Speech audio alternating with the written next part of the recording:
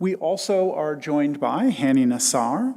Impelled by his wife's illness and struggle with cancer in the days before her passing in 2014, together they founded the Barbara Nasser Association to support cancer patients. And since then, Hani has devoted himself to achieve this objective. The journey has also led Hani to bring together oncologists from across his country of Lebanon to apply their unique expertise to cancer patients' health and well-being.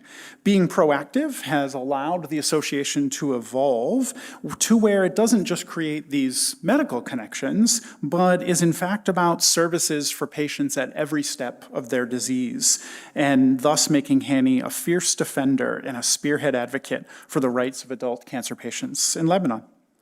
Hani, if I may come to you, could I ask you to share an example of your expertise as a caregiver, specifically about voicing the needs of patients in unstable political environments and advocating for access to medication, specifically also about your involvement in Lebanon's first NCCP?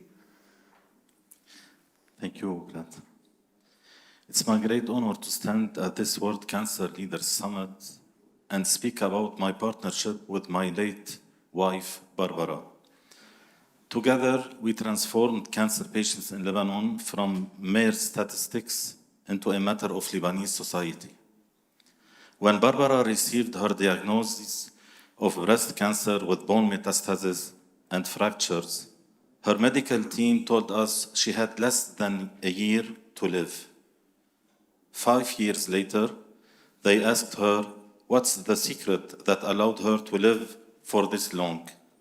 And her response resonates with all of us here today. Love is the most powerful remedy for this disease. Love is the force that united our family then, enabling us to face all the challenges and fears brought about by this illness, even the specter of death. It is love that motivated us to embark on an 80-day journey, traveling all 1,655 towns and villages in Lebanon in a caravan to inspire every cancer patient to conquer their fears, just as برباره did. It was love that empowered برباره to carry her fragile body, marred by broken bones, and climb up the highest peak in Lebanon and the Middle East in 2013. This climb was a fulfillment of our children's shared dream, achieved together as family, despite her enduring the daily challenges of taking 240 milligrams of morphine for an entire year and 9 months. It was Barbare's love for others that inspired to establish an association for adult cancer patients in Lebanon a few days before her passing. While all institutions focus on the care of children, the needs of adult patients were often overlooked, leaving them to grapple with the exorbitant costs of their treatments. Our primary objective then was to ensure that every patient could access treatment with dignity without the need for begging or pleading.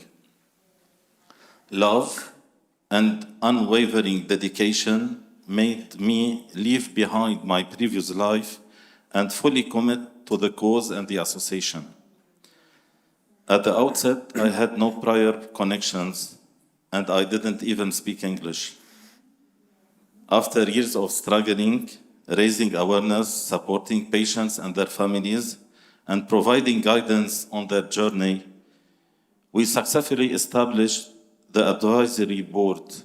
Today, it comprises more than half of Lebanon's esteemed hematology and oncology physicians. Additionally, we launched the Academy for Cancer Patients, with hundreds of patients grouped according to their specific cancer types. Through this initiative, we focus on education, meeting their unique needs, and offering vital psychological support. As the economic crisis in Lebanon unfolded in 2019, we confronted a shared tragedy impacting cancer patients as the Lebanese government ceased the importation of essential medications. The consequences were dire, with the disease afflicting many patients, resulting in the loss of lives.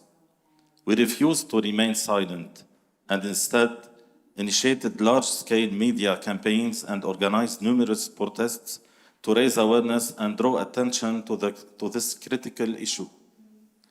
In the beginning, the Ministry of Public Health failed to acknowledge the significance of our initiatives.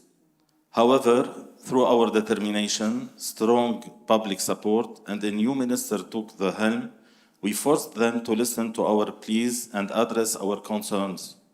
We exposed the rampant theft, waste, favoritism, and corruption within the system, as we were obliged to purchase our medications from the black market or neighboring countries.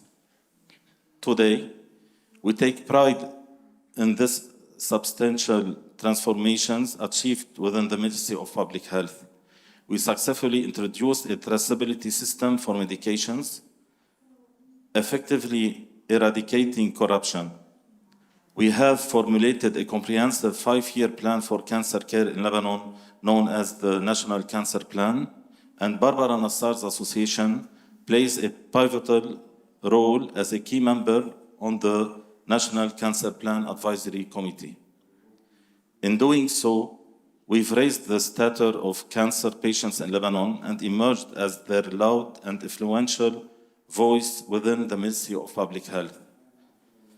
Before coming here, as I promised at last year's World Cancer Congress in Geneva, we launched the first cancer center for psychosocial support in Lebanon and the region. This has become a refuge and reference for adult cancer patients in Lebanon. It has indeed become our home. Last but not least, allow me to extend a heartfelt salute from the highest summit of cancer, the World Cancer Leaders Summit, to all our volunteers, to the one who captured my heart.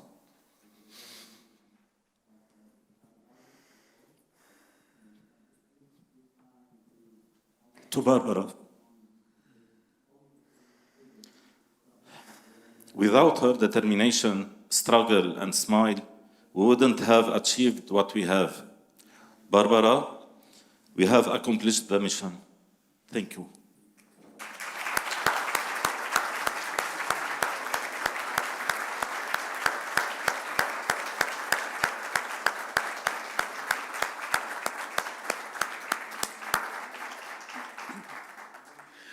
Hani and Barbara, we thank you for your leadership.